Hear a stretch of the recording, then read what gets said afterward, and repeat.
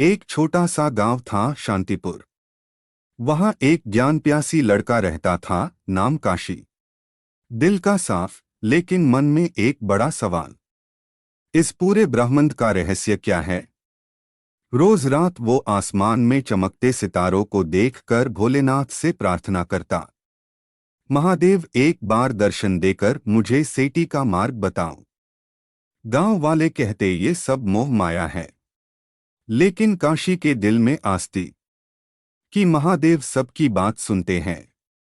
एक रात बादलों से ढाका आसमान अचानक फट सा, नीली रोशनी का तेजस फैल गया। पहाड़ों की चोटी पर डमरू की धुन गूंज उठी, डमरूडम डैम, डमरूडम डैम। काशी हैरान हो गया। जैसे ही वो पहाड़ की तरफ भगा, उसने देखा एक तेजोमय प्रकाश के बीच महादेव विराजमान। जटाओं से गंगा बह रही, गले में विष का कालापन, आंखों में करुणा का सागर। महादेव ने मुस्कुराते हुए कहा, काशी, तुमने पुकार की थी, आज तुम्हारे सवालों का जवाब दीन कस में आ गया। काशी रोने लगा, प्रभु, मुझे ब्रह्मांड का सत्या देखना है। महादेव बोले, साथ चलो, लेकिन यात्रा के बाद तुम वैसे नहीं रहोगे। महादेव ने त्रिशूल जमीन पर टिकाया और तुरंत ही जमीन से एक दिव्या द्वार खुल गया, एक अंतरिक्ष का चक्र। काशी का शरीर हल्का हो गया और वो महादेव के साथ गगन में ऊपर उठने लगा। दोनों अंतरिक्ष से बाहर निकले प्लैनेट, मीटियोर्स, सूर्यमंडल सब नीचे रह गया। काशी हैरान, प्रभु, ये सब कितना अनंत है। महादेव बोले, ब्रह्मांड अनंत है, पर मनुष्य का अहंकार उससे भी बड़ा, तभी दुख होता है। महादेव काशी को एक ऐसे लोक में ले गए जहां लोग चमकते थे जैसे रोशनी के प्राण। यहाँ मनुष्य के दुख दृश्य बनते बिगड़ते थे। एक रोशनी के प्राण ने काशी को दिखाया। एक व्यक्ति अपने दुख के कारण परेशान, एक माँ अपने बच्चे को खोकर टूट रही, एक आदमी धन के लोभ में अंधा। काशी रोया, ये सब दुख क्यों? महादेव ने हाथ रखा, दुख तुम्हें तोड़ने नहीं, मोदने आते हैं।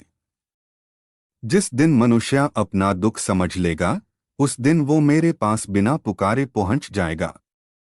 फिर दोनों एक जलते ह्यू लोक में आए, क्रोधलोक। यहाँ लोग बिना शरीर के सिर्फ ऊर्जा के रूप में चिल्लाते, लड़ते, तोड़ते दिखे। काशी डारा, प्रभु, ये कौन? महादेव बोले, मनुष्य का क्रोध ही इसका दुश्मन है। मैं यहाँ कभी कभी तपस्या करने आता हूँ ताकि ब्रह्मांड स्थिर रहे। एक आग का तूफान काशी की तरफ आया, वो घबरा गया। महादेव ने कहा, डर को दृष्टि से देखो, भागो मैट। काशी ने आंखें बंद की, सांस ली। आग का तूफान रुक गया। महादेव मुस्कुराए, ये तुम्हारी पहली जीत है। अगले लोक में शांति थी। फूल, हवा, प्रकृति, ऐसा लगा जैसे कैलाश का सूक्ष्म रूप।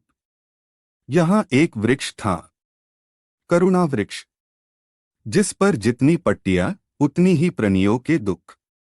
महादेव बोले, मुझे जो नीलकंठ बनाता है वो बस करुणा है, दूसरों का दुख पी जैन का संकल्प। काशी ने पूछा, प्रभु, क्या मैं भी किसी का दुख ले सकता हूं? महादेव, हर मनुष्य कर सकता है। एक सच्चा शब्द, एक अच्छा कर्म, एक प्रेम भरा नजरिया, यही महादेव का मार्ग है। महादेव ने उससे एक स्थिर रोशनी में खड़ा किया। 20 रौन के प्राण चली गए, बस काशी और एक बड़ा चमकता तिक्षा दर्पण। दर्पण में अरुण ने अपना प्रतिनिधि नहीं, अपनी कमियां देखी। उसका अहंकार, उसका डर, उसका ईर्ष्या, उसका थकान, उसके अपमान। काशी टूट गया, ये सब मेरे अंदर था। महादेव, जब तक आदमी अपने अंदर का अंधेरा नहीं देखता, तब तक रोशनी तक नहीं पहुंच सकता। काशी गुड़ ज्ञान पा गया। यात्रा पूरी हुई। काशी ने देखा वो अपने गांव के पहाड़ की चोटी पर खड़ा है। महादेव सामने, तेजस धीरे धीरे कम होता हुआ। काशी ने प्रार्थना की, प्रभु मैं क्या करूं अब। महादेव, सेवा करो, प्रेम बांटो, सच बोलो, दुख में सहारा बनो, और जब भी टूट जाओ मेरा नाम जपना, मैं आ जाऊंगा। प्रकाश विलीन हो गया। डमरू की धुन हवा में रह गई। काशी बादल गया। वो गांव में लोगों की मदद करने लगा। दुख में खड़ा रहना, प्रेम से समझना, बिना गुस्सा किए सुनना। लोग कहते, काशी बादल गया, जैसे महादेव का प्रसाद हो गया। काशी कहते, मैं कुछ नहीं, सब भोलेनाथ की दया है। और इस तरह महादेव ने एक मनुष्य को ब्रह्मांड की यात्रा कराकर उसका जीवन बदल दिया।